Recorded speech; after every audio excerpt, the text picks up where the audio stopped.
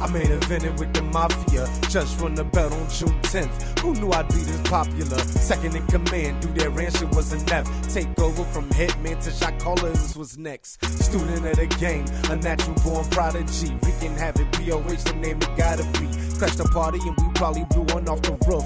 Matt Myers, Roy Harper, and the big homie Wolf. We faggot scream politics till we folded. No iPads, dressed in all black, a goon was molded. Started running with the GWO, the ice cold cancer that was straight killing you slow.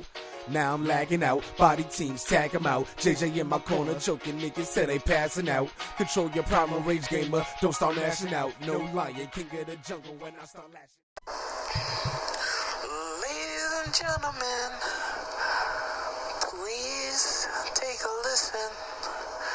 We are live from the Clash of Shows.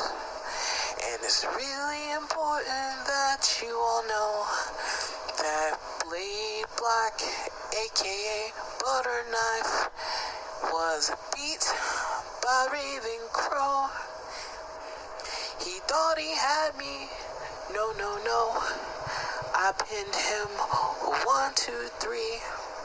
Now the ass whooping that I received was censored. I dedicated my victory to his mentor.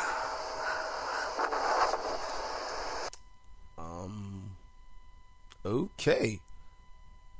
I'm not sure if I should apologize to everyone for that, or I don't really know how to explain that one there.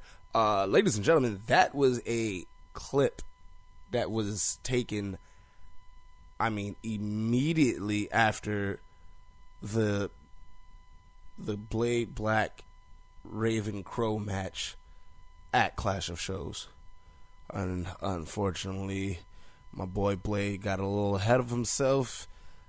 He was much more focused on simply destroying, beating, victimizing, manhandling, mauling, demolishing Raven Crow.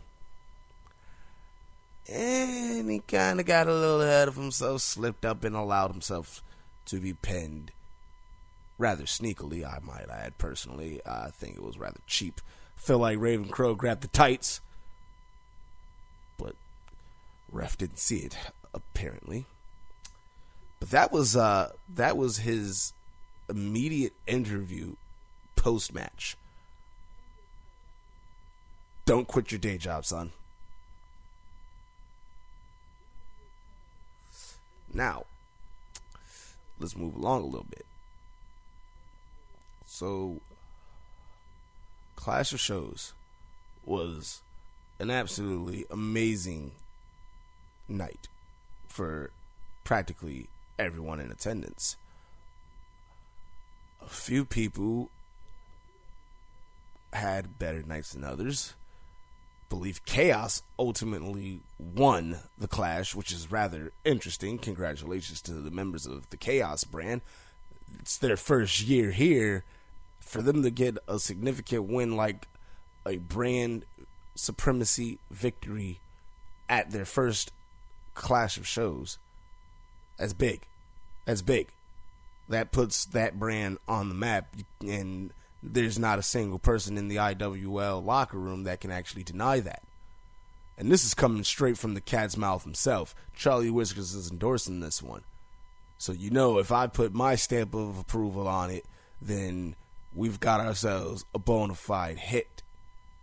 And that's exactly what the members of Chaos did. They came through, they broke some bones, and they made sure they hit everything that moved that wasn't one of their own. Gotta hand it to those guys. Now, there were other things worth mentioning at the Clash of Shows, and I would be remiss if I didn't at least acknowledge one other very important moment. It took over 2 years. 2 years! Do you know how long that is? First of all, before I even can take 2 years. 365 days times 2.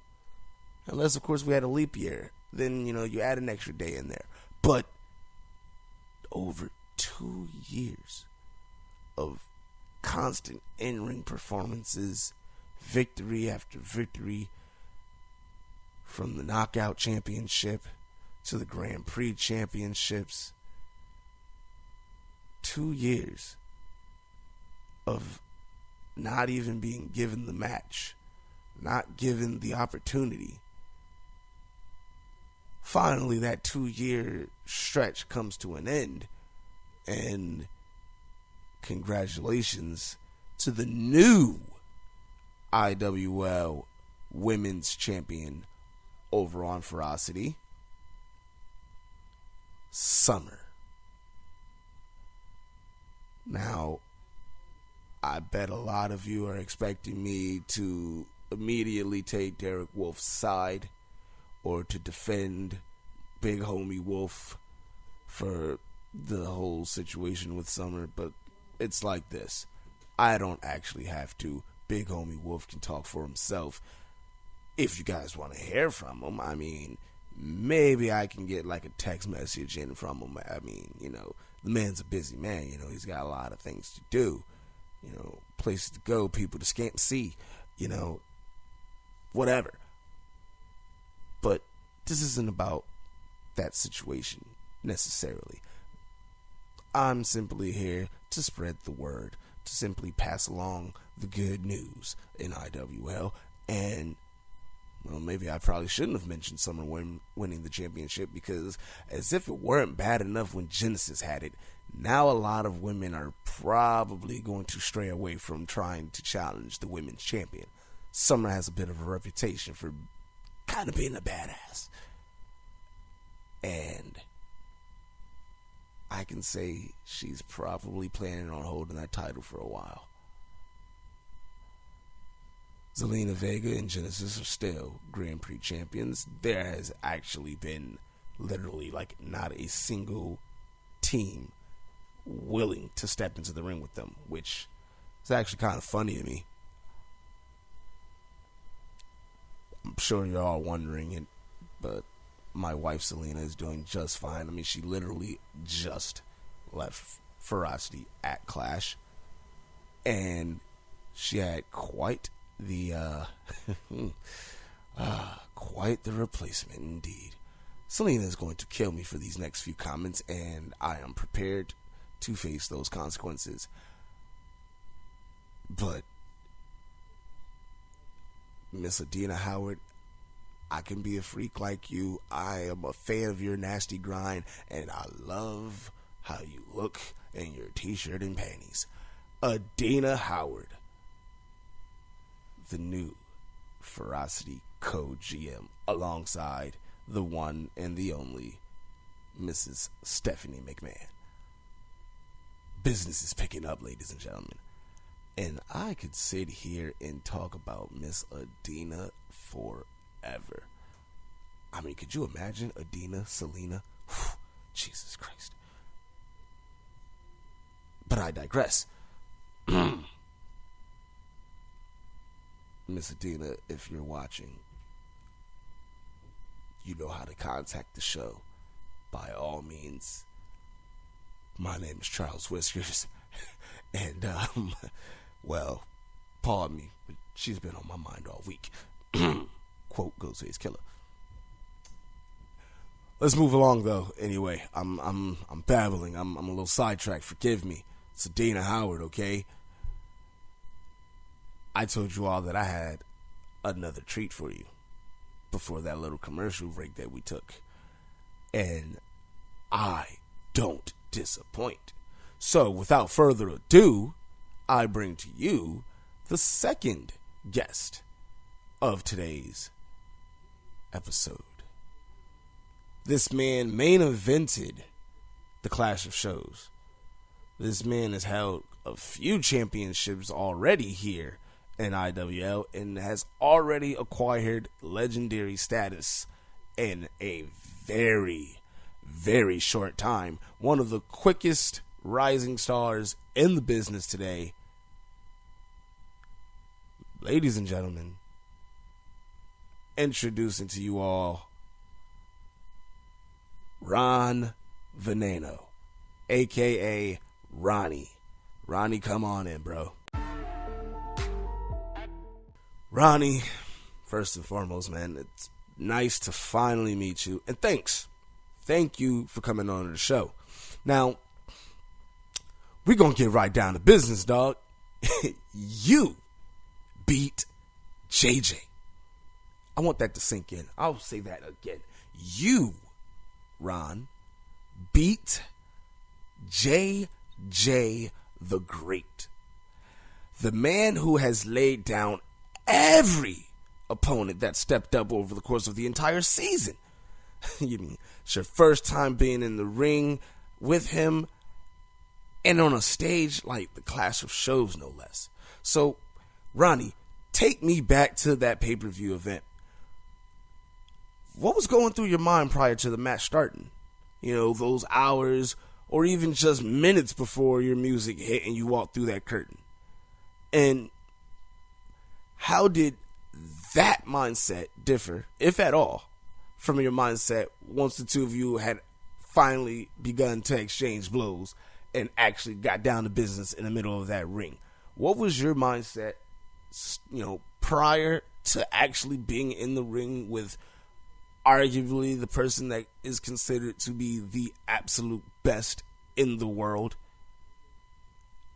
versus how you felt mentally once that bell had already rang and till the point where the match eventually ends and you obviously became victorious? What was going through your mind, Ronnie? Help me understand that. Help my fans, help my listeners understand that. Go.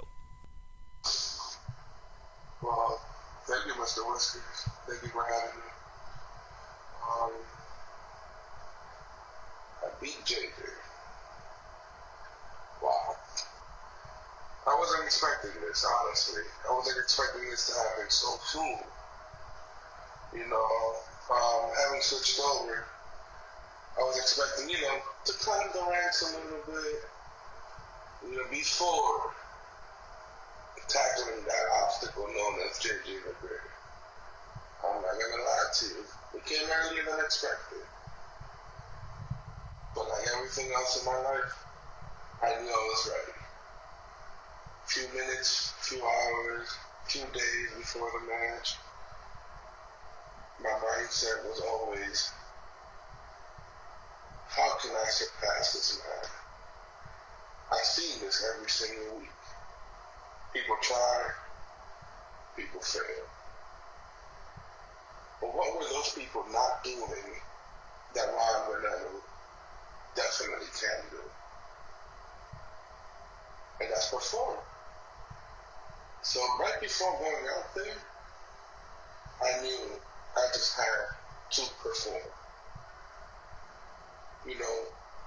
One of the biggest moments prior to the match had to be seeing my anonymous guys telling me, wow, you got this. Getting that text from Drago, do this for Chaos. Then seeing Zoe, my ex-GM, who happens to be the Universal Champion in Danger Zone, tell me, don't forget why I said you had the it factor. And she was right. I do have the it factor. He's just another man. Let's treat this as just as that. He's just another man. Another man on the way to what I want to achieve. And that's to be known as one of the greats here in IWL. I was nervous, but once that music hits, everything stopped for me. And all I felt was pure adrenaline. And I loved it. Man, once the bell rang, all that adrenaline simply turned into focus. I focused on the person I was going to fight. I focused on the person I had to defeat. And I focused on seeing that I was not going to get washed. And this man simply washes people. And I stood toe-to-toe with him the entire time. There was moments where he might have had the advantage. There was moments I had the advantage. There were spots everywhere. But at the end of the day, I conquered the Great One. And that's a feat not many people can say. Definitely not this season. Yeah, that's true. That's definitely a true statement right there. Now, Ronnie, you came onto the scene just months back, and immediately you made a buzz in IWL. To say that you have the it factor, as Zoe put it, well, that just might be the understatement of the year, in my opinion. I mean, it kind of makes me wish that I could get back into the ring myself. If it weren't for this busted up shoulder, think that would have been interesting. But would you say that this match with JJ lived up to or even exceeded the hype that was surrounding it? And what's next in the immediate future for one of for one of IWL's fastest growing superstars? Thank you, Mr. Whiskers, and I do hope you do get better soon. Because, we do want to see Lag versus me and Trey Staggs. We got to give people that show. But in regards to this show, our match, I think it surpassed what everybody was thinking. I don't think people even had me going that long against them. We fought for 30 minutes, let alone win. So to say that this surpassed expectations, I think you did a good job. Me and JJ were scheduled for round 2 next month. Man, that's gonna be another good one. My focus right now is definitely defeating him, and making sure Chaos remains above the surface, well known to everybody. Because look, somebody from Chaos came over and defeated the person that nobody else could seem to find a way to. That says a lot about the product. Alright. So, tell me about your being with Anonymous. Because I've heard all about you. I've heard about how good you are and how you're the next big thing here in IWL. Zoe's even said that, things would be different here for the landscape of IWL if Ronnie had arrived sooner than he did. Terrible impersonation of her voice. She has a much better voice than that sounded, I know. But not the point. Now, I know JJ has the members of Lag backing him these days, It was something that I started, yes, but in my absence, JJ has picked up the mantle on that one, and it looks like he's taking that and running with it pretty damn well right now. Proud of him. But was joining Anonymous a power move for you? Simply, to make sure you had backup if you ever needed it? Or was it more of a birds of a feather kind of deal? Where all you simply just had, like-minded goals, and you decided, hey, let's band together and help one another achieve such things. Because personally, I've seen a lot of factions implode. I've seen a lot of guys, band together and then fall apart over stupid things like ego, or just simply one guy being jealous over the success that his peers were having as compared to his own. So, are you at all worried about that possibly becoming an issue between you and your Anonymous brothers at any point? Oh man, the factions. I've seen a lot of factions implode myself, but when it comes to Anonymous, it's a little bit different, because these guys, they welcome me.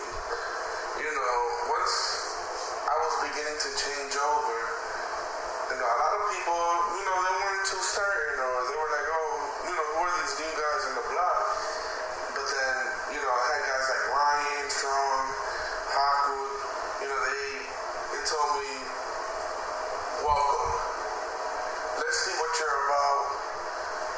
let's see how we can make you better.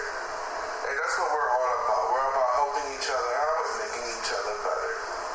Now, does success bother people? Naturally, yeah. But I haven't felt that with these guys. Like I said, before the match, after the match, during the match, they were my bigger supporters. They made sure that I was in the right mindset. They made sure that I remembered that Ron is good. Ron is better. And those are the people that you want to align yourself with. I mean, you're a member of Lag, right? I'm pretty sure they don't want to see you fail. JJ is the greatest superstar. Do you feel jealousy towards him? I don't think so, because Mr. Whiskers, you had a great career yourself. So it's all about that. It's about aligning yourself with the people that you know will make you better and won't hold you back. And that's what I feel that I have with these guys. All right, spoken like a true student of the game.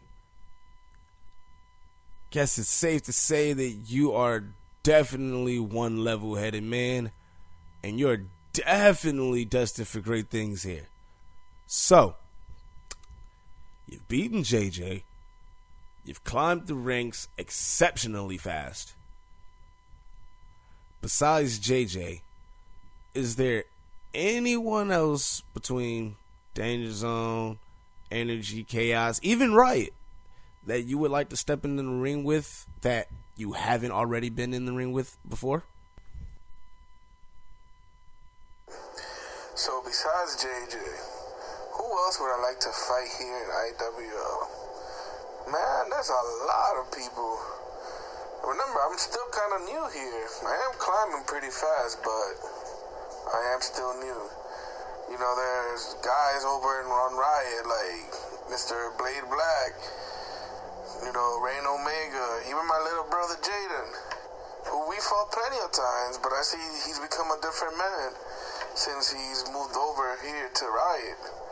You know, Danger Zone, my brother in Anonymous, Ryan, definitely would like to fight him one time.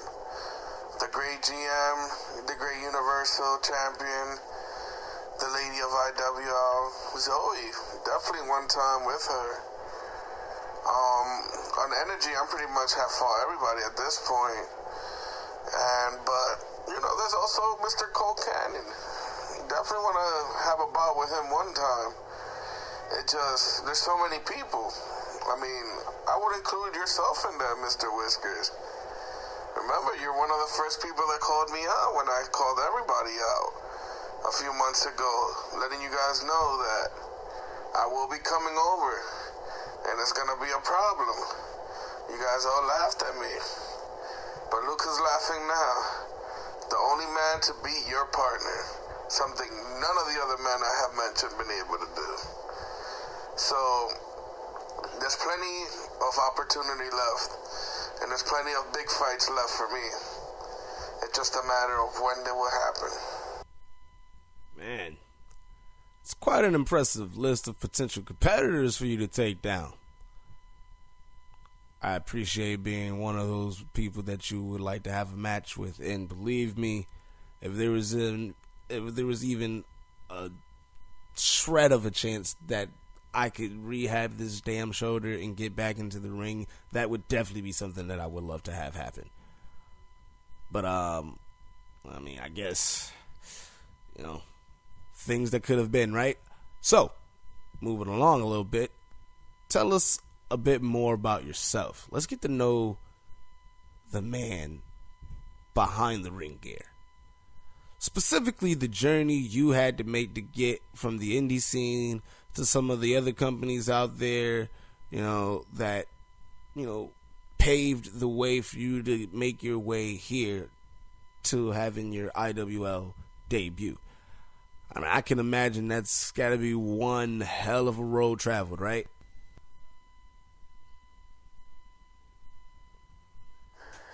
So a little bit about me. Well, you know, obviously, one of the biggest things about me is my heritage, my ethnicity, being Latino, being of Dominican descent. I looked up to one particular wrestler growing up who goes by the name of Jack Veneno. Obviously, I took his last name as well because, similar to him, I wanted to be known as a great wrestler coming from the Dominican Republic. I started off slow because I wasn't too sure about the scene over on the X side. It was great. I got to meet a lot of great people. I got to develop my talent, my skill set. I won titles, a lot of titles in the independent scene. But, I always try to find a way to elevate myself a little bit more. Then I started joining bigger leagues, bigger promotions, such as N1 wrestling, W2 wrestling, 5-Point Championship wrestling, just to name a few. And I found success in all of those. Probably my greatest success being in W2, where I was a champion, world heavyweight champion for 365 days. That's not an easy task, no matter who you are or where you are, because you're put constantly under the test, especially when you are the face of the company. And I succeeded. So when Jaden Mendes, my little brother, when he called me and told me, hey, are you interested in joining, IWL? They just opened up the Chaos side. I want to be able to team up. I want to be able to, do what we do best. And I'm like, you know what? Let me give it a try. I seen some familiar faces there, and Adrian Coleman, and Jaden and Sean Masters. And I was like, you know what? Let's do this. And it's a decision I don't regret, because look where I am now. I'm standing, I'm building myself up, I'm getting myself known over here on the PS side, and it's been a great trip, and I'm just looking forward to see how this all ends for me, if it ever does. All right, so Ronnie, I know you're a busy man, so one more question before you get up out of here. We've been here for quite some time. I've definitely been here for a while. But IWL's Hall of Fame is home to some of the best to ever lace up their boots. The legends of IWL are by far the most elite of all competitors. Each list holds names like Colt Cannon and his wife Charlie O, Clifford P. Scraps, JJ the Great, myself included alongside my wife Selena, and a plethora of others. My question to you, Ronnie, is where do you feel that you rank amongst this list of greats to lace up the boots? So IWL, Hall of Fame, and Legends. Where do I fit in all of this? Well, I am a legend already. So, that's already an accomplishment I'm proud of. But that Hall of Fame status, that's what I really want. That's how you know you truly are one of those memorable personas that has walked through that arena, through Energy, through Riot, Chaos, Danger Zone, all of those. Like, you just want to be known as a great. Am I on the right path? Definitely. I know it because I'm doing everything right. I'm working my ass off. I'm sure I'm promoting as much as I can. I'm having fun, with the rivalries that I've been placed in. And those are the signs of great, of the greats. I'm already been considered one of the elites here. Imagine hearing that, if we were to go to war with other promotions, you're already in the team. That makes me feel great. And that's something I'm truly proud of. And I just hope that one day I'm seen in the same light as yourself, JJ, Colt, it's gonna take work, and I'm willing to do all the work that it takes. Now, before I do let you go, I want to thank you, Mr. Whiskers, for having me. It's been a pleasure. I love doing this, and I'm glad that I had a chance to, share my voice with the IWL universe. And I hope, this kind of encourages the new guys, because a lot of them have potential, but I feel like a lot of them are scared to shine. And once they get rid of that fear, they're going to do great things, like myself. Until next time. Ron Veneno, ladies and gents. Thank you so much for coming through. And trust me, you keep doing what you're doing, and you'll be everything that they say I am, and a whole lot more. Ladies and gentlemen, I think I've taken up enough of your time for this evening. Keep your eyes peeled for more action around the entire IWL universe. Updates on my personal project. The Catnap Classics tournament will be given at a later date. I've got some information for round 2 for the competitors who managed to survive the first round. You guys are gonna want to hear it.